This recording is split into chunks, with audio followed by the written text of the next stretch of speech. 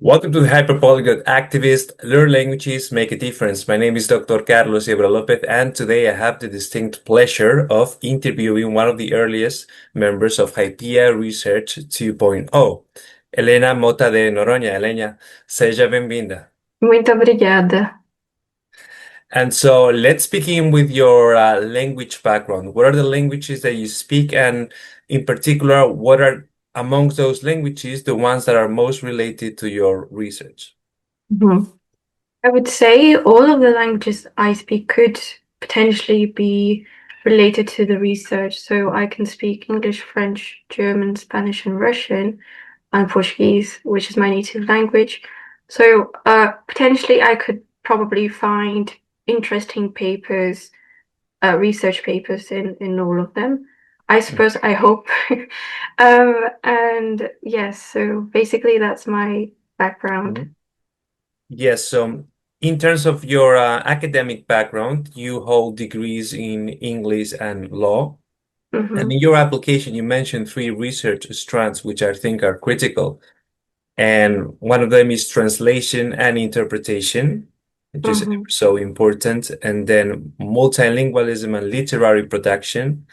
And Mm-hmm. finally, disability and multilingualism. Can you tell us about these three research strands and in particular, what makes these topics suitable for an agenda informed by critical polyglot studies or for a critical perspective on polyglossia in general? Yes. So basically, the first research strand is related to law and language, and that's a topic that I think is very important, especially Mhm. because as interpreters, interpreters serve their own institution, and at the same time, they have to represent someone else, which whom in most cases is a person that is, under trial or on trial and in a difficult situation. So they serve at the same time two completely opposite um, Mhm. spheres. And that's why I think it would be interesting to analyze to what extent interpreters impact, influence a good or a positive or a negative verdict. To what extent, do they actually impact in that kind of Mhm. situation? Yes, certainly they have a lot of responsibility, and I think that Lea Boroditsky, for instance, a Ukrainian linguist who works on Mhm, the West Coast, she emphasized the ethical and legal responsibility of interpreters when mhm. reporting events, right? So, whereas in Yes. English you can say the base broke, Mhm, in Spanish or in other Latin-based languages, you will be inclined to specify the subject mhm, or mhm, use a different construction, as in se rompió. mhm, mhm. So different attributions of responsibility take place across different languages depending on which one we use, right? So yeah, there's a lot Exactly. of responsibility. Hmm. And I was at the same time thinking about the fact that, for example, even small things such as intonation and nuance, as you said, in language, Hmm. they can also have an interesting impact. Because if, for example, the interpreter speaks with a very monotonous tone or something like that, the jury or other parts of the court, other members of the court might be inclined just to ignore it. It's natural. Hmm. You Hmm. know, so even those small, tiny little details, they can influence the results, I Indeed, suppose. indeed. When you are in trial, then it's a logopathic effort, right? So part of Yes. it is a logical discourse, but part of it is also the emotion, how you convey that persuasively. So if the Yes, person does so persuasively, but the interpreter doesn't convey the same tone, then it might exactly. result in a different decision, right? And Exactly. how about the second research strand? How about Mhm. multilingualism and literary production? Because literary production is Mhm. a very broad category. So, It what within is. literary production interests you as it intersects with a critical perspective on polyglossia? Mhm. I was thinking about different authors that are polyglots and to what extent this is this aspect has influenced not only their identity but also maybe their characters. For Mhm. example, Vladimir Nabokov, especially, I was thinking about. Mhm. So there are so many um, texts of his reflecting the interest, the fascination for language and languages, and at the same time, it can be elitist, in the sense that, okay, you can speak that many languages, but you don't care about your reader who Mhm. probably can and is not as smart as you are. Right. Uh, or other examples such as, I don't know, Joseph Conrad, Mhm.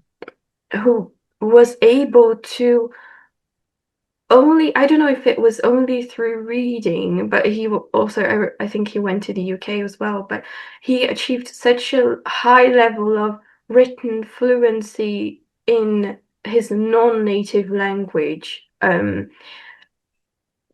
to the extent that now he's considered one of the greatest English writers, right? Which is Right. not, Which is also an opportunity for us to yeah, reconsider the very category of native or a non-native speaker, right? As we do in critical polyglot yes, studies. So, which is to say that languages are no birthrights, but our mastery of them yes. ebbs and flows. And just because it's not our first language, that doesn't mean we cannot produce superb literature in that language and vice versa, right? Yes, exactly, exactly. So that concept of who actually owns the language, as it were, who is a native Mhm. speaker, Right. and Or is it worthy to address languages as objects of property, right? yes, yes. Yeah, fascinating questions. And finally, one which is an up and coming, I would say, a scholarly domain, which is disability studies. So disability studies and Mhm, multilingualism. Just today, I saw the publication of a Routledge Handbook of Neurodivergency and Applied Linguistics. mhm. So what interests you in the intersection between language and disability?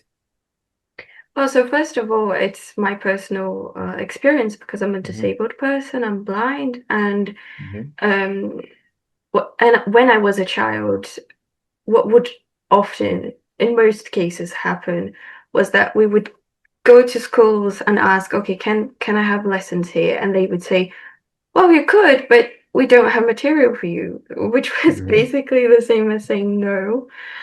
Mhm. And now with technology, of course, it has become easier to some extent, but Mhm. um, it doesn't mean that it's as accessible as it could have been, or as it should be.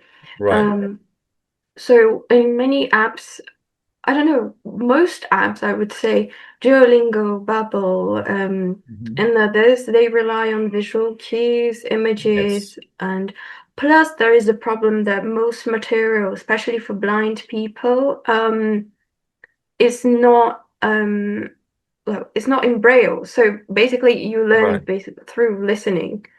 Right. It's not per se bad, but then you would have to buy yourself other tools Right. to replace that. Hmm. Yeah, Um, yeah, incredibly important. I don't know if I guess you are aware of Olga Koeva, right? Who's also mhm. a HYPIA member.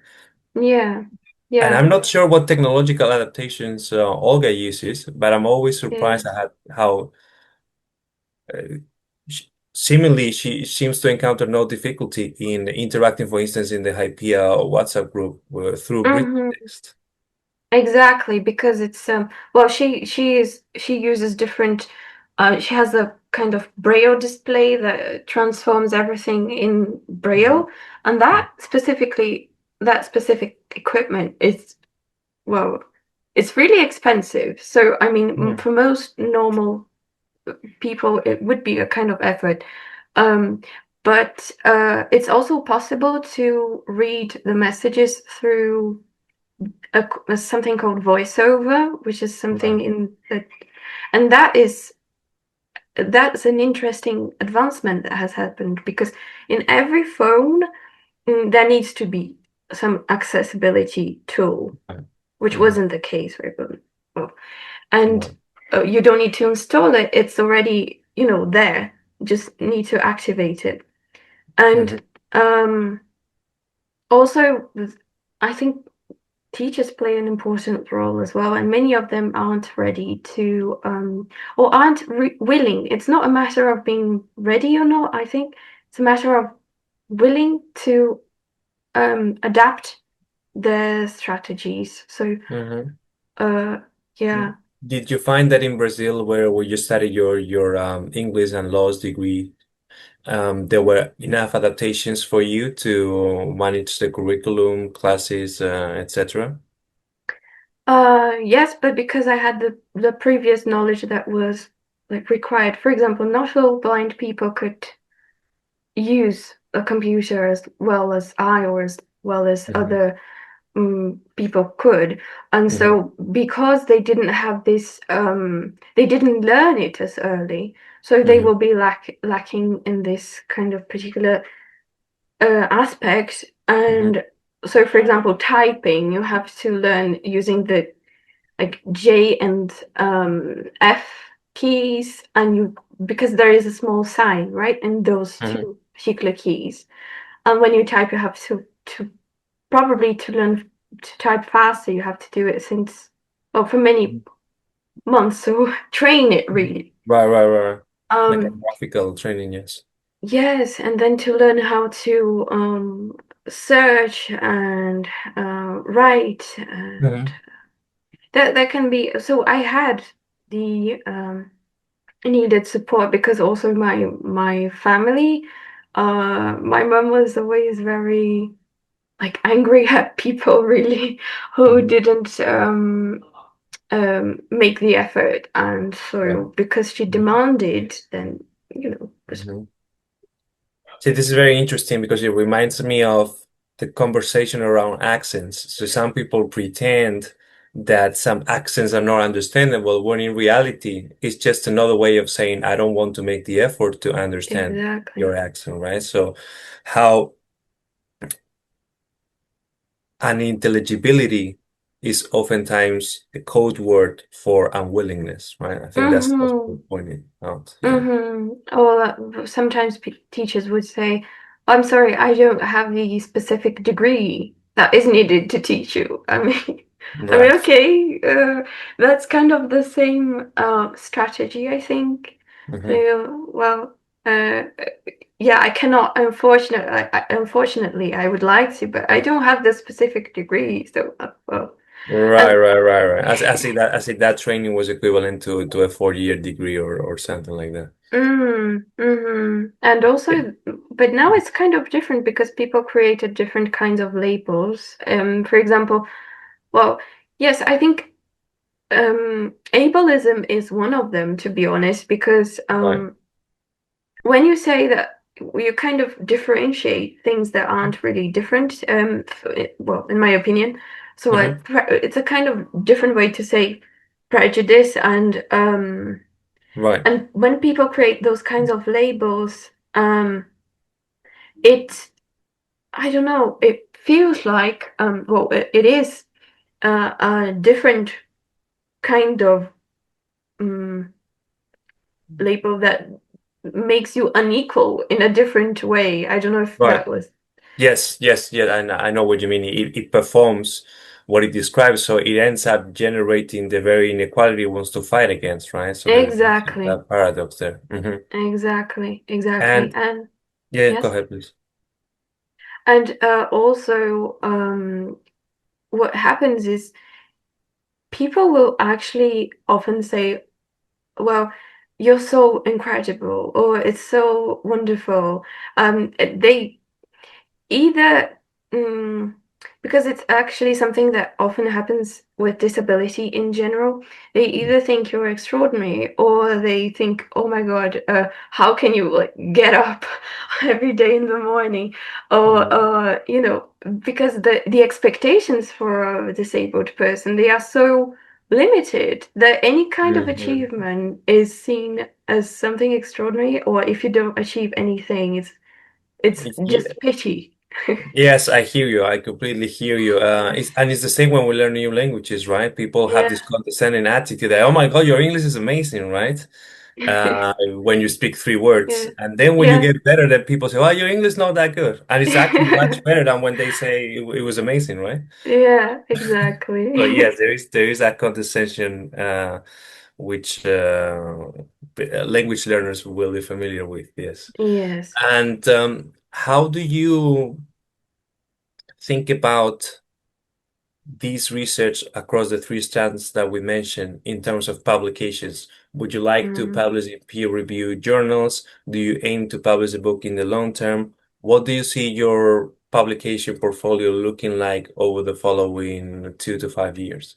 hmm Well, I'd love to have more opportunities to publish, be it Mhm. in books or articles, just because I think they are interesting topics, and I would be very happy, very glad to contribute and Mhm. learn more as well while I'm researching, which is, why that's why we actually research. So I would be really happy to do that. Yes.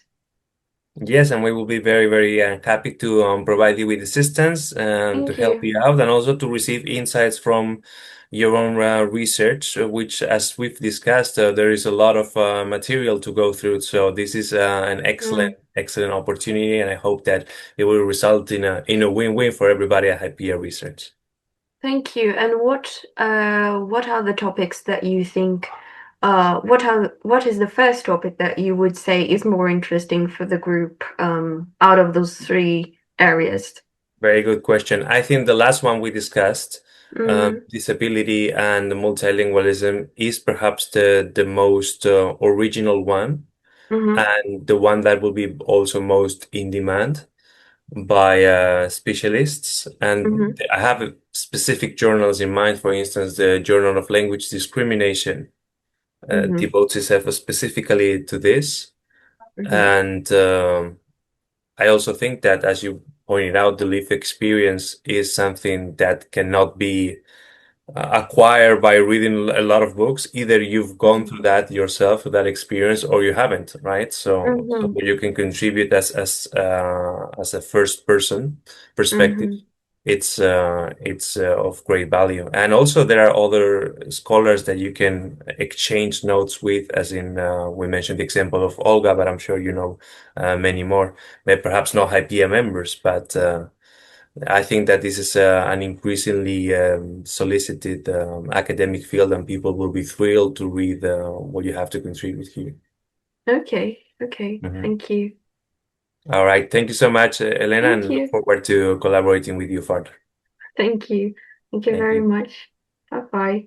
Bye bye. Right. So.